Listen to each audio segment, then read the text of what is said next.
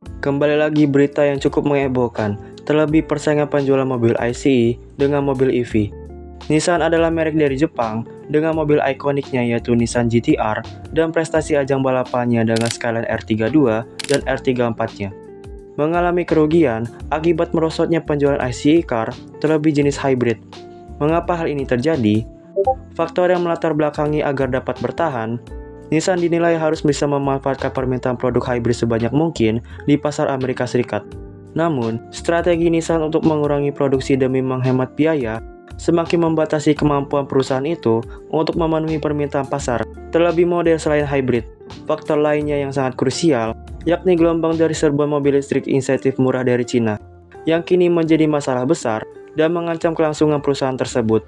Forbes melaporkan, alternatif mobil listrik murah di Cina telah menghancurkan pangsa pasar Nissan. Diketahui, Nissan mengalami penurunan penjualan sekitar 3,8% di global, 14,3% di Cina, hingga 2,8% di Amerika Serikat.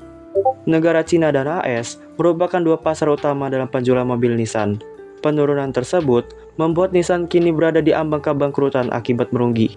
Kabarnya, Nissan juga hanya punya waktu 1 tahun untuk bertahan dari kebangkrutan. Hal ini diungkap oleh salah satu eksekutif di Nissan. Pihak Nissan mengatakan, kami hanya punya 12 atau 14 bulan untuk bertahan. Ini akan sangat berat, dan pada akhirnya, kita butuh Jepang dan Amerika Serikat untuk menghasilkan pendapatan kami. Dari permasalahan kerugian yang dialami Nissan, apa yang dilakukan Nissan saat perusahaan mengalami kerugian? Pertama, Nissan memangkas biaya sebesar 2,6 miliar US dollar atau setara dengan 41,36 triliun rupiah. Kedua, Nissan berencana untuk menghentikan sebagian produksi salah satu pabrik di Thailand, satu dari 2 pabrik perakitan mobil di negara tersebut. Ketiga, Nissan membuat program pemotongan besar-besaran di seluruh sektor setelah mengalami kerugian besar. Pada bulan November lalu, Nissan mengumumkan rencana untuk mengurangi 9.000 pekerjaan dan menurunkan hingga 20% dari kapasitas produksi globalnya. Langkah ini diambil sebagai upaya untuk mengurangi biaya sebesar 2,6 miliar US dollar atau 2 miliar euro di tahun fiskal ini, akibat penurunan penjualan di pasar terbesar mereka, yaitu Cina dan AS. Keempat, mereka juga menjualkan saham di Mitsubishi Motors, hingga harus menunda peluncuran model baru demi menekan kerugian dan efisiensi produksi.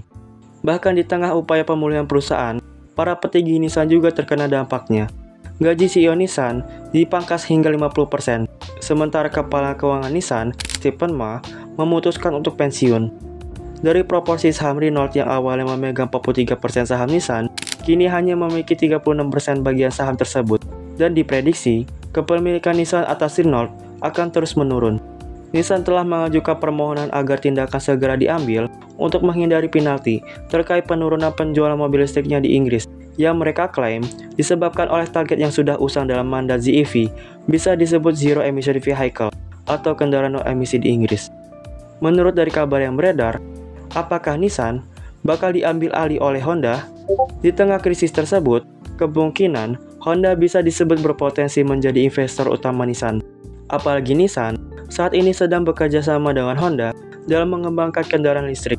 Mantan CEO Nissan, Carlos Ghosn, pernah menyatakan bahwa kemitraan ini bisa menjadi langkah awal bagi Honda untuk mengambil alih Nissan. Meskipun demikian, hingga saat ini, Nissan belum memberikan pernyataan resmi terkait kemungkinan tersebut. Dan baru-baru ini, kedua perusahaan tersebut resmi menjalin kerjasama. Situasi darurat yang dialami Nissan, yang mengandalkan target mobil hybrid sebagai penjualan utama, menjadi tantangan besar akibat persaingan EV car dan merosotnya penjualan mobil Nissan di pasar global. Bagi Nissan, ini sebagai tugas yang berat untuk perusahaan dalam mempertahankan eksistensinya di industri otomotif global. Terakhir, klik tombol like dan subscribe agar channel ini dapat menginformasikan seputar otomotif mobil.